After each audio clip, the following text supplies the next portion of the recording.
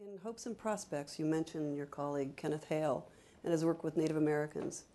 In your opinion, how important is the problem of language extinction? That is, how important is it for humanity to preserve the current level of linguistic diversity? Well, Ken Hale was a friend of Ann's as well. The teacher was a fantastic linguist in person also. He worked extensively with indigenous languages all over the world. Australia, he was one of the founders of Australian linguistics, worked with Native American languages, Central American, African, and so on. He did really amazing work, but this particular aspect of his work was something that greatly concerned and interested him, trying to protect, and as he pointed out correctly, when a language disappears, a lot is lost. A language is a repository of cultural wealth. It's a way, this actually relates to what I was saying before, each language is a way of understanding and interpreting the world. It carries the wealth of tradition and history, oral history, which can be extremely rich. I mean, like say, takes the Bible, for example. For 1,000 years, that was oral history before anything was written down. Homer's oral history, and that's all over the world. We're losing those treasures every time a language disappears. And for the people themselves, they're losing their identity. If English disappeared, we would lose our cultural identity. And that's the same is true if it's a small group somewhere.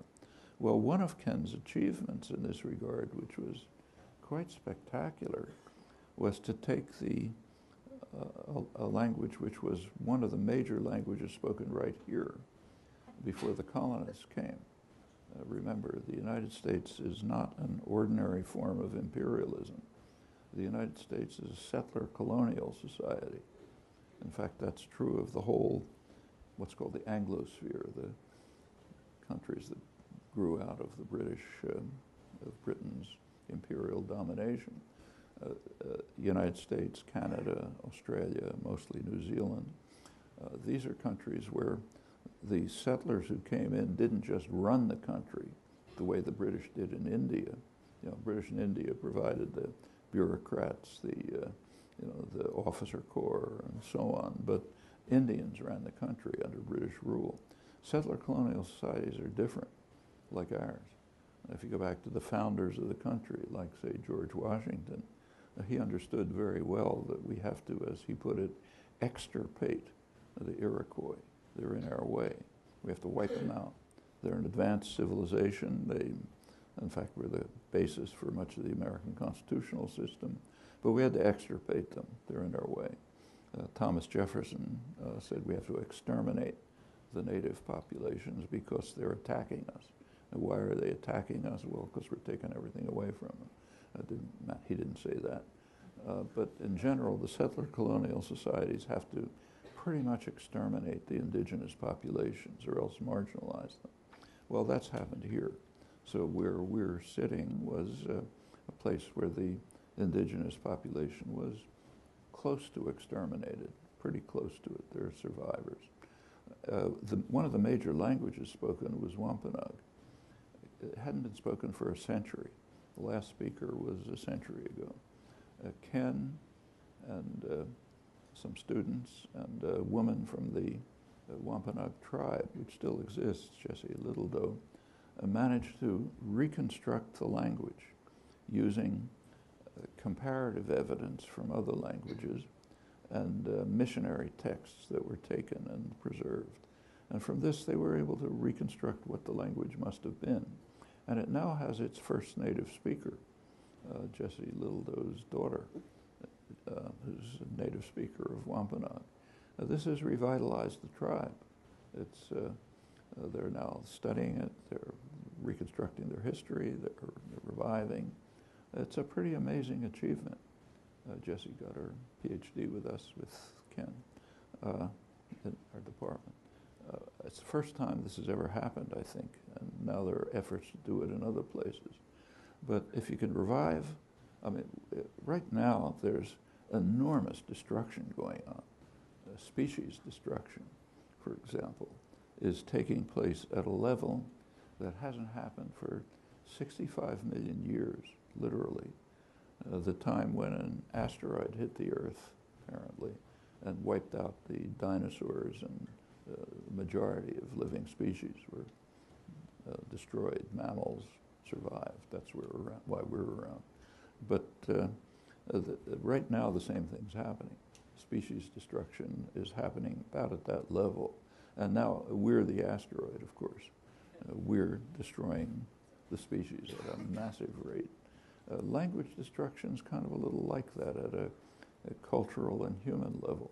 You're destroying the richness of human civilization and understanding of the world. It's disappearing fast.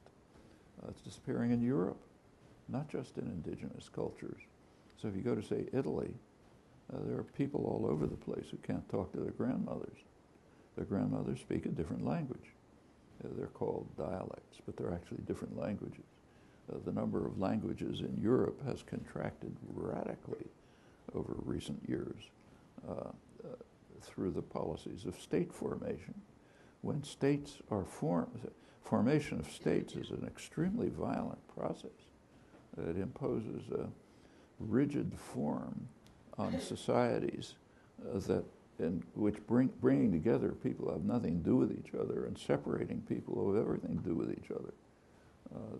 That's why Europe was the most savage place in the world for centuries, while the process of state formation was taking place. You look around the world today, and just about every major conflict is based on the imperial borders. Borders were imposed by the imperial powers for their own interests, forming states which have no significance for most of the people. So take, say, Pakistan and Afghanistan. We talk about terrorists crossing Pakistan to Afghanistan. Many of them are just Pashtun, moving from one part of Pashtun territory to another part of Pashtun territory, which is separated by a line that the British imposed, the Durand Line, which the Afghans have never accepted and the Pashtun have never accepted. That happens everywhere. President Obama, one of his achievements has been to break all records in deporting undocumented immigrants, almost 2 million. They're crossing a border, the Mexico-U.S. border, which, like state borders generally, was established by brutal violence and aggression. The U.S. conquered half of Mexico.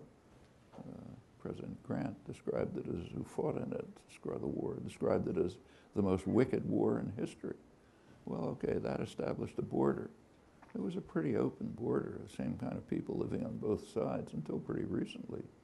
It's been heavily militarized now, primarily since NAFTA.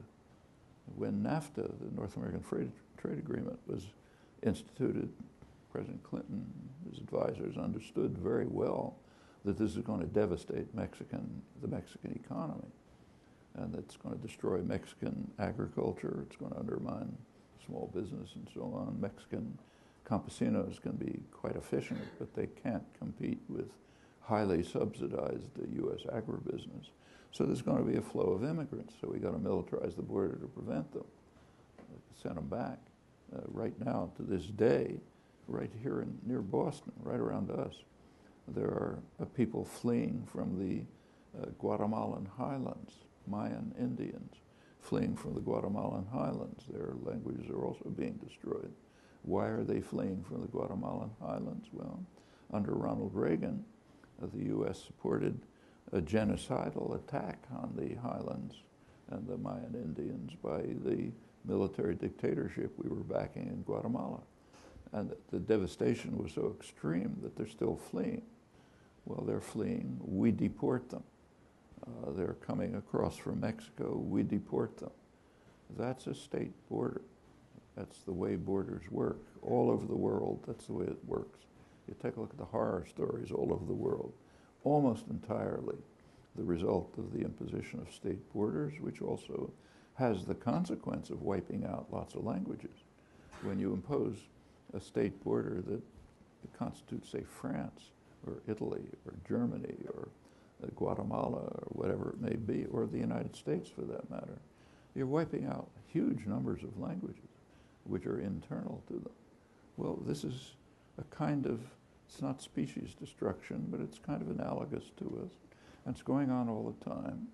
And the effort to save species, cultures, societies, languages is a major effort happening in Europe too.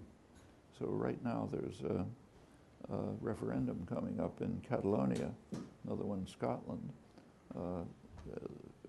asking about autonomy or independence.